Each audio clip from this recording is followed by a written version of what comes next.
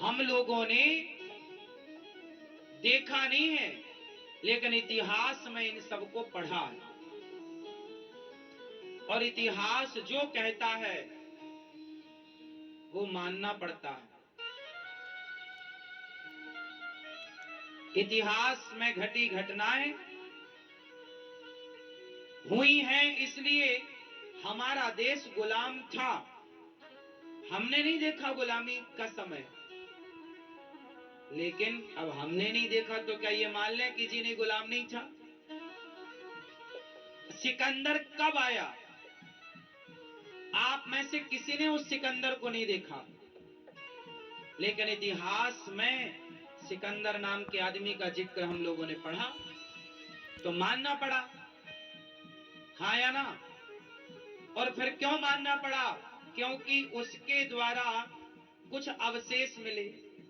एक व्यक्ति ने नहीं, अनेक व्यक्ति ने लिखा तो भाई एक गलत लिख सकता है, दूसरा गलत लिख सकता, सारे तो गलत नहीं लिख सकते थे।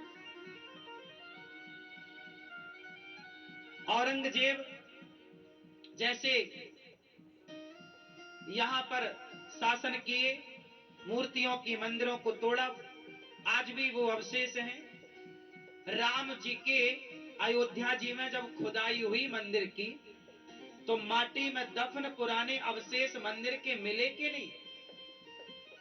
तो जो इतिहास में लिखा था कि पहले राम मंदिर था, उसे तोड़कर मस्जिद बनाई गई, ये पढ़ा था इतिहास में हम लोगों ने, पर किसी ने देखा थोड़ी था। लेकिन जब इतिहास को पढ़ा गया और उसके आधार पर जब वहां की खुदाई की गई तो पुराने मंदिर के अवशेष मिले।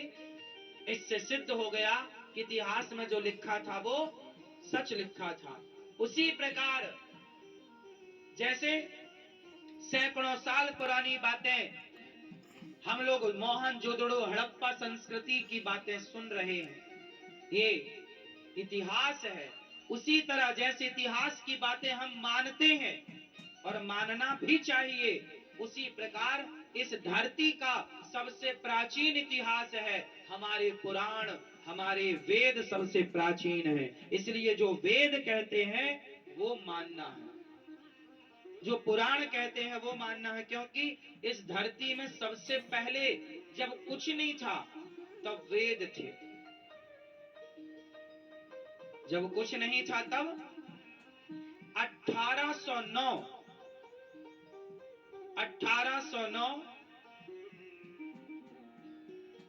1809 में इंग्लैंड में पहला स्कूल बना। पहला क्या बना?